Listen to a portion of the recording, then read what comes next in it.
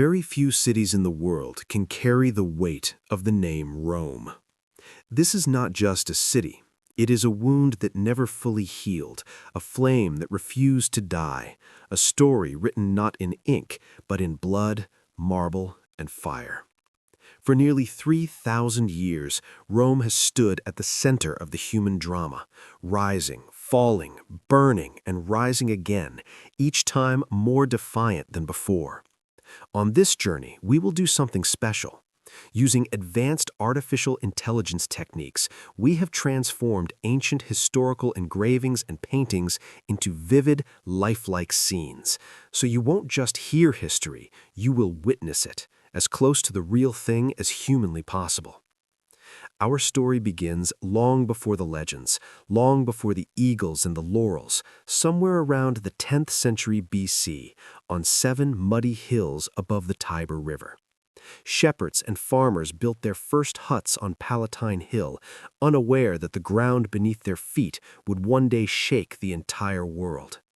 Then came the legend of Romulus and Remus, twin brothers raised by a she-wolf, destined for greatness, torn apart by ambition. In 753 BC, according to Roman tradition, Romulus drew a line in the dirt, killed his own brother for crossing it, and declared, "This city is mine. This city is Rome."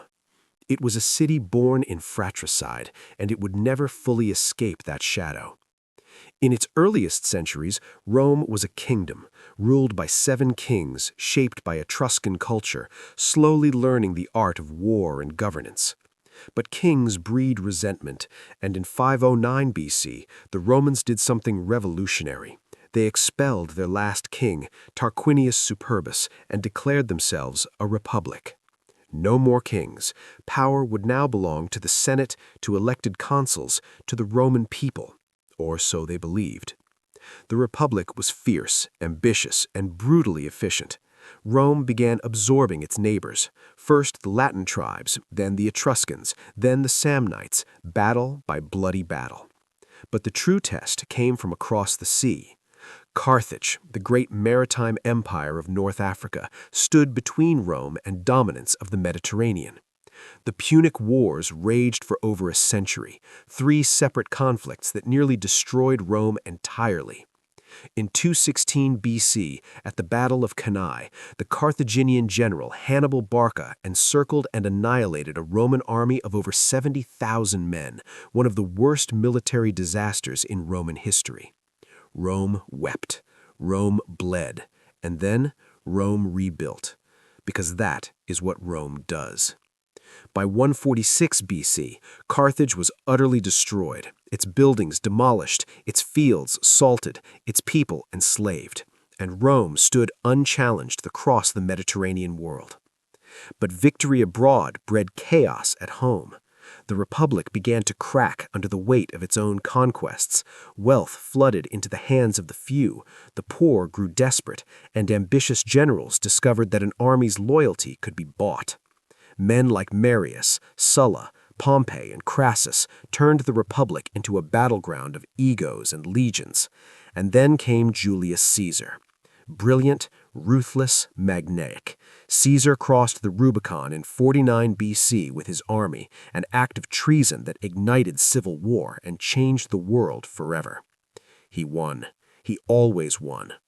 Caesar reformed Rome, centralized power, and made himself dictator perpetuo, dictator in perpetuity. The Senate watched in horror, and on the Ides of March 44 BC, 23 senators drove their daggers into his body on the floor of the theater of Pompeii. Caesar fell, but the Republic fell with him. What followed was a decade of fire and revenge, the wars of the Second Triumvirate, the Battle of Actium, and finally the rise of a young man named Octavian, who would rename himself Augustus and become Rome's first emperor. Under Augustus, Rome entered its golden age, the Pax Romana, 2 centuries of relative peace, prosperity, and monumental construction. The Pantheon rose, the Colosseum thundered with the roar of 80,000 spectators, aqueducts carried clean water across the empire, roads stretched from Britain to Mesopotamia.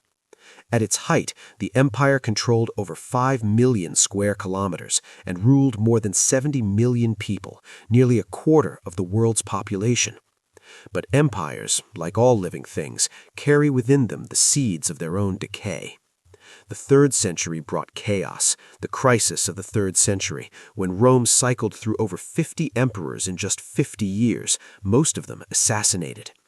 Plague swept through the empire. Barbarian tribes pressed against every border. The economy collapsed, the legions fractured. Emperor Diocletian split the empire in two to save it. Constantine moved the capital east to Constantinople, and in 380 AD, Emperor Theodosius made Christianity the official religion of Rome, closing the temples, silencing the old gods forever.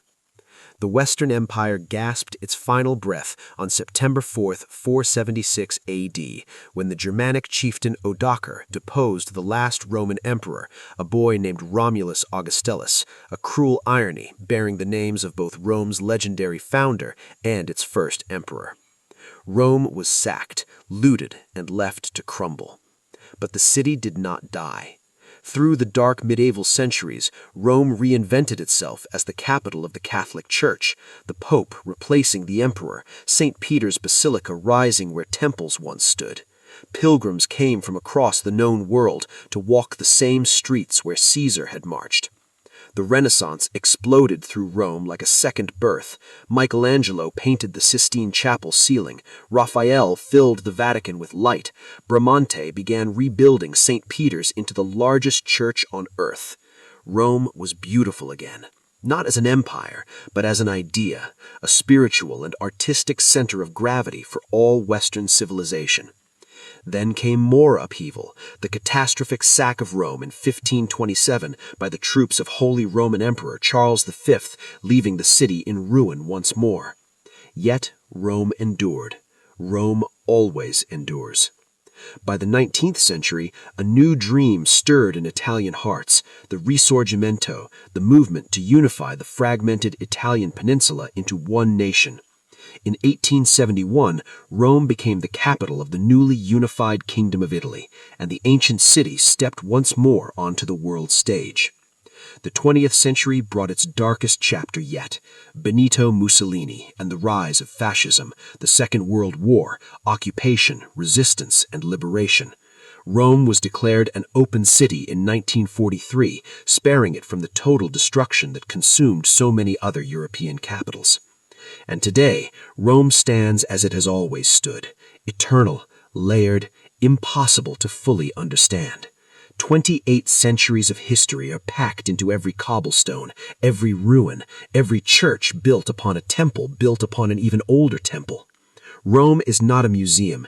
It is a living city of nearly 3 million people, drinking espresso in the shadow of the Colosseum, arguing in piazzas where gladiators once died, falling in love beneath skies that watched empires come and go. This is Rome, the city that invented the concept of civilization as we know it, that fell 100 times and rose 101, that whispered its laws and language into the DNA of the entire Western world. No matter how many centuries pass, no matter how many empires rise and crumble around it, Rome remains. Because some cities are not just cities. They are the memory of what humanity is capable of, at its most glorious and at its most brutal. We'll see you in the past.